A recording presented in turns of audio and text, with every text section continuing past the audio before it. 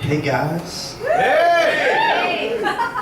Got my flappy gloves. Because it's sexually related in some way. I don't know how. I was really excited when Woody asked me to be on this show because I've had a lot of really dark, awkward questions about sex that would have been really inappropriate to ask anywhere else. So I'm glad for this opportunity.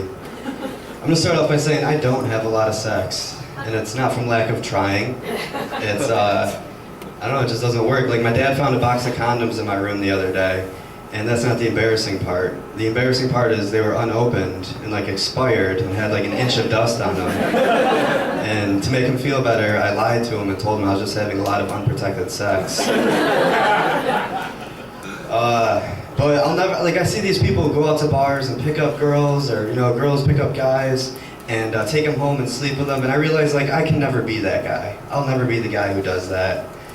I've accepted that I'll never be the guy who can have sex with a girl within an hour of meeting her, unless we both, like, trip and fall at the same time and land in that position. Like, it's never gonna happen.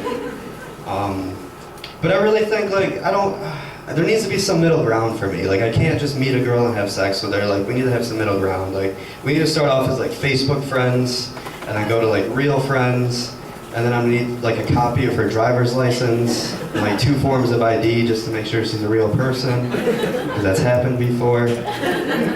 I still live with my parents, so that's probably why I'm trying to move out so I can have a lot more sex, because there's no cool way to say, like, hey, you wanna go back to my parents' house and have sex? Like, they kicked me out, but I still have a key, so we can sneak in. There's no cool way to say that. So I've been working on moving out of my parents' house, and I've been doing this by going around and collecting, like, everything I need to be able to live on my own comfortably. Like, right now I'm working on collecting plates, drinking glasses, and silverware. And when I say collecting, I mean I'm going out to bars and getting, like, blackout drunk and stealing all of their plates, drinking glasses, and silverware. And I'm excited to say I'm, like, one blacked out Friday away from having a full collection. And then after that I gotta go get drunk in a Bed Bath & Beyond. And then I'll be all set, and I recommend that to everybody. Let's see what's next. We talked about that. That's embarrassing. All right, so people don't get to know each other before they have sex, and I think, like, that's the problem with them, because after the sex is done and, like, all the appeal's gone, and you're just like a fat naked man laying in her bed, like, you're gonna want something to talk about. You're gonna wish you got to know her. You're gonna wish, like, you asked her what her favorite color was, what she likes to do, what she wants to be when she grows up. You're gonna wish you asked her, like, all those different questions. And I think that's why people try to leave so quickly right after sex. Like, people try to, you know, just abruptly leave when I'm sleeping, or, like, girls even, like, tried to escape. Like, I had one girl, like, rappel out my window one time. Like, I woke up and the rope was still laying there in the window. Another girl kicked down my door, but which it was okay because her boyfriend came the next day and fixed it. So that was okay. And I had another girl who went out to the hallway to take a phone call, and she never came back. But I'm not completely convinced that she ran away, because I was living in a really bad neighborhood at the time, so she might have got murdered, I'm not sure. That was dark, yeah. Shit. That's what I wrote on the police report. And there's also, like, those really weird questions, those really weird excuses that they give you. Like, girls and guys, you can't just assign this to one gender.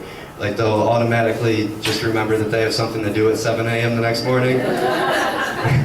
We've all done it, I mean, shit. We're like, and we think we're the best liars in the world, but, like, they see right through you. They're like, oh shit, I forgot, I have a job interview I have to go to, or I have a doctor's appointment I have to go to, or I have a court hearing I have to go to. You know, like, I've heard it all. And right when I hear that, I automatically just go right into parent mode. And I'm like, you're telling me that you went out drinking heavily, stayed up all night with me, knowing that you have something to do at 7 a.m. in the morning? Did I just have sex with the most irresponsible person in the world? I'm not mad, I'm just disappointed. And for a while, that happened a lot, so for a while I had this really irrational fear that I was only, like, attracted to really irresponsible girls. But then I kind of figured out that these were all just excuses they were telling me, and which made me feel a little bit better. But then I remembered, like, they were excuses to get away from me, so it kind of just put me right back into the spot I was in. I'm not really good at picking up girls either. Like, I'm lucky enough that one girl, like, puts up with my shit for a while, so thank you. But, yeah, she lets me wear gloves when I go on stage and tell stupid jokes. But before that, I was out at a bar and I asked the bartender for a number and she gave it to me and I was all like, woo, this actually worked. And so I go home and the next day I text her because nobody calls each other anymore, we just text each other. So I text her and I was like, hey, do you want to go out sometime? And she texted me back like, no, just no. And I thought, that's all. And I thought to myself, like, why, that's okay, whatever, life goes on. But, like, why wouldn't you have just told me that when we were at the bar and I asked for your phone number? Did you want to, like, reject me in a cool font or something? Like, did I just hope somebody's lifelong dreams come true? Or are you like, I'm going to use bold so you know you're an Uggo, exclamation point, exclamation point, exclamation point. I think that's it, guys, so thank you. Enjoy your rest of your show.